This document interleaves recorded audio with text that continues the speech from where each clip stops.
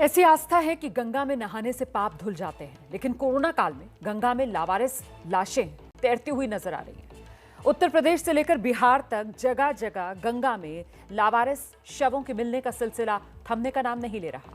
और इस बीच गंगा किनारे शव को रेत में दबाने की ऐसी खौफनाक तस्वीरें सामने आई हैं जिन्हें देखकर कलेजा कांप उठता है। कहीं कुत्ते शव को नोच रहे हैं, कहीं लाशें अंतिम संस्कार के इंतजाम में पड़ी हुई हैं। प्रशासन इन शवों का अंतिम संस्कार भी करा रहा है, लेकिन इस सवाल का जवाब किसी के पास नहीं है कि ये शव किसके हैं, ये कहां से आ रहे हैं।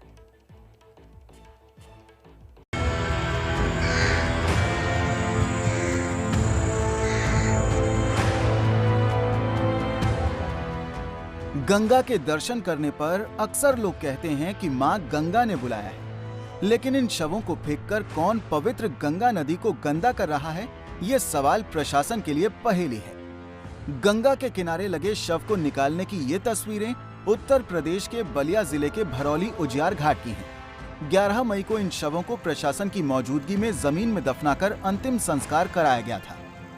सर जिप्सी आया था, उसको तुपने के लिए हम मुर्दा निकाल कर हम उसको एक जगह कर गंगा सफाया कर रहा था सर। हाँ, गड्ढे में सर, गड्ढे में उसको दफन किया गया। हाँ, दफन प्रशासन के सामने। हाँ, प्रशासन के संगे सामने।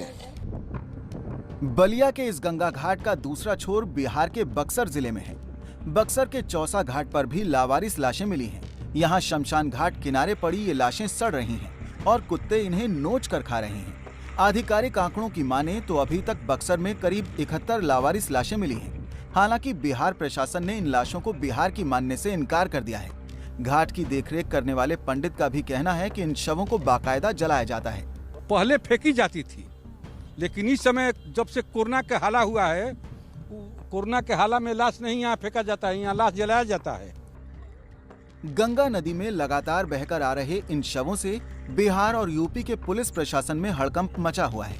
बिहार के पुलिस महानिदेशक के मुताबिक उत्तर प्रदेश प्रशासन को हर हाल में अपने सीमावर्ती जिलों में कोविड प्रोटोकॉल के पालन की बात कही है। बिहार के डीजीपी संजीव कुमार सिंघल का कहना है कि बिहार के बक्सर जिले के रानीगंज के पास गंगा नदी में एक महाजाल लगाया गया है, लेकिन इस जाल में भी उत्तर प्रदेश की तरफ से बहकर आई 6 लाशें फंसी हैं। खास बात यह है कि बक्सर के एसडीएम की जांच में कुल 71 लाशें मिलने की बात कही गई है, जिनकी अंत्येष्टि से पहले इन सभी शवों का बिस्रा सुरक्षित कर लिया गया है। उधर यूपी सरकार और प्रशासन ने भी गंगा में शव बहाने पर रोक लगाने का आश्वासन दिया है। वहाँ पर कुछ दिन पुराने शत शव दिखे, जिनकी शिनाख्त संभव नहीं थी उस समय मौके पर। आसपास के ग्राम प्रधानों को बुलाकर ही इनके द्वारा पूछताछ की गई, जो कि इसके बारे में नहीं बता पा रहे थे, क्योंकि शव वहाँ पर खराब हालत में पुराने पड़े हुए थे, इसलिए उनको उचित तरीके से वहाँ पर प्रशासन पुलिस की टीम के साथ अंतिम संस्कार कराया गया है। उन्नाव के बक्सर गंगा घाट पर भी बहकर आए शवों को रेत में छिपाकर दफनाया गया है। यूपी के कानपुर से भी करीब 35 किलोमीटर दूर खेरेश्वर मंदिर के पीछे बहने वाली गंगा में गुरुवार सुबह 2 दर्जन से ज्यादा शव गंगा में बहते नजर आए। स्थानीय लोगों और प्रशासन ने इन शवों को गंगा से निकालकर जमीन में दफना दिया। 2 दिन पहले यूपी के ही गाजीपुर में भी गहमर गंगा घाट पर सैकड़ों की संख्या में लाशें मिलने की सूचना मिली थी, जिसे मीडिया ने सामने लाया था। लेकिन इस बारे में गाजीपुर के जिला अधिकारी का कहना है कि एक शव मिला था, जिसका अंतिम संस्कार कर दिया गया है। लेकिन 11 मई को एबीपी न्यूज जब गांव पंचमुखी के गंगा घाट पर पहुंचा, तो वहां घाट के ठीक बगल में 3 से 4 लाशें पड़ी मिली थीं।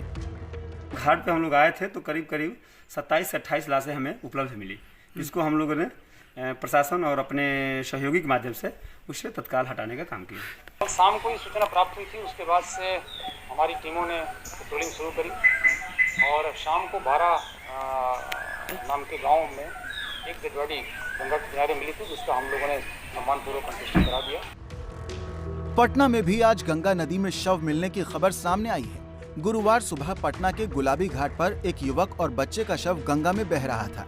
इस मामले में भी प्रशासन ने अपना पल्ला झाड़ लिया है। जाहिर है कोरोना के इस दौर में गंगा में बहते इन शवों ने लोगों को और ज्यादा डरा दिया है। लेकिन गंगा में ये शव कहां से आ रहे हैं और कौन ये शव फेंक रहा है, इसका जवाब न यूपी सरकार के पास है और न ही बिहार सरकार के पास।